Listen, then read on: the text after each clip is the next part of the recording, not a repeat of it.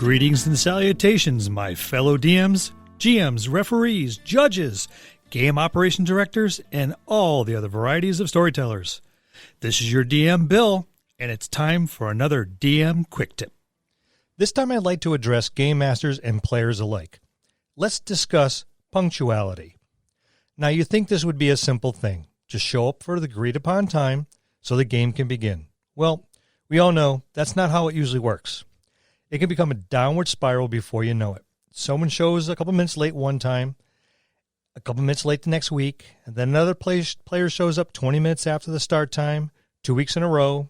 All of a sudden it happens. John gets out of work 2 hours before the game starts, but now always shows up 15 minutes late. You're never sure if Charlene is going to show up at all, despite the fact she's always on her phone, even during the game.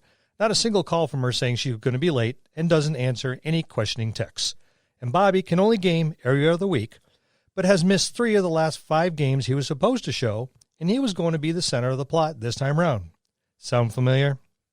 So, Game Masters, how are we going to address this blatant transgression of the verbal contract established by all during Session 0? Now I'm going to assume you had a Session 0. If you listen to just a few of the Dojo's episodes, you know we are a huge supporter of the Session 0. Now, during that session, a start time was agreed upon and established.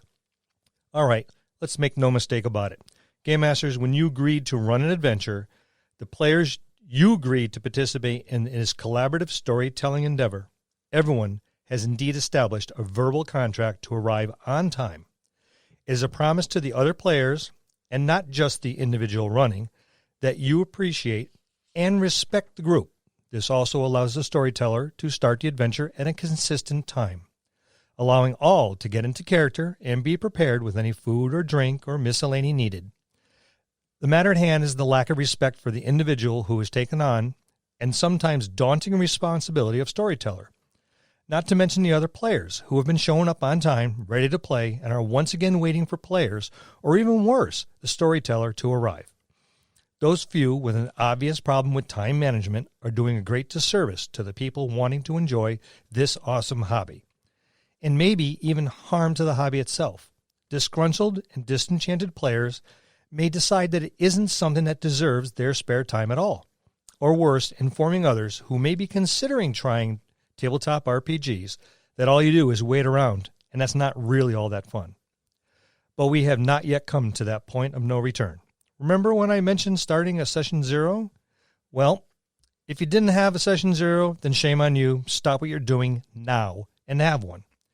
It's time to set the rules and parameters so everyone is on the same page. Here at the Dojo, we have discussed all the different topics covered during Session 0 in several previous episodes, so we're just going to stay on topic. With the emphasis on punctuality, for this discussion at least, there are a few things you should really consider hammering out. First, let's all agree that life happens, especially during these times of late. Unforeseen instances and occurrences will offset any schedule made. Some circumstances, no matter what precautions are in place, just can't be avoided. But it's as simple as a phone call or a text, even posting on social media, that can help find a workaround, compromise, or rescheduling if necessary. Just try to include as many members of your group as possible if it's prudent.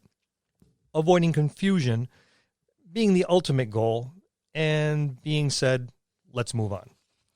When to start and stop the session. The most important part here is to be consistent, even if the schedule isn't. The start time may not be the same every gathering.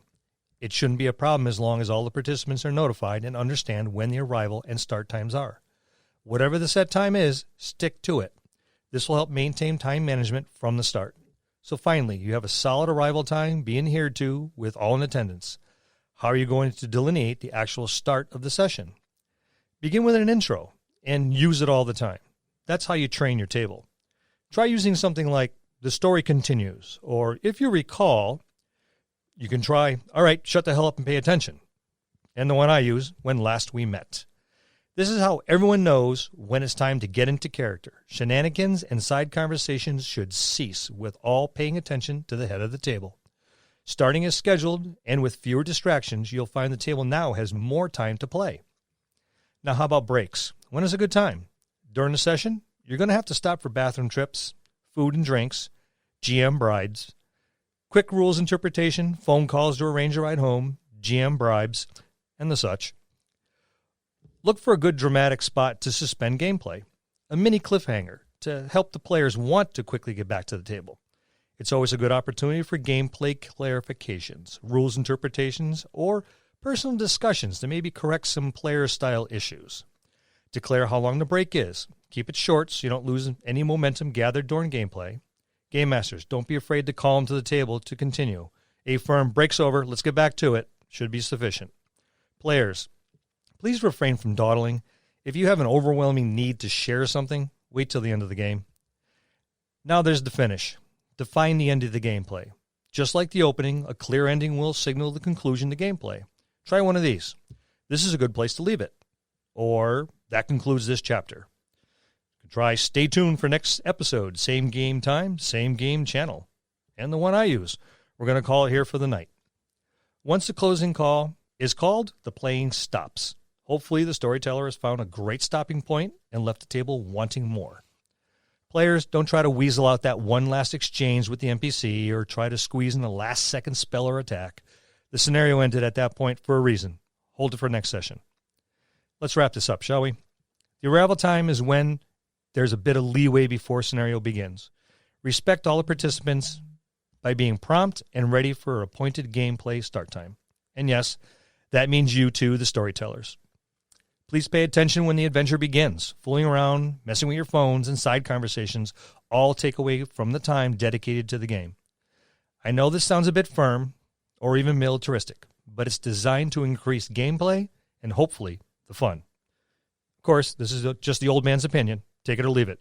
I'm DM Bill. See you next time in the dojo.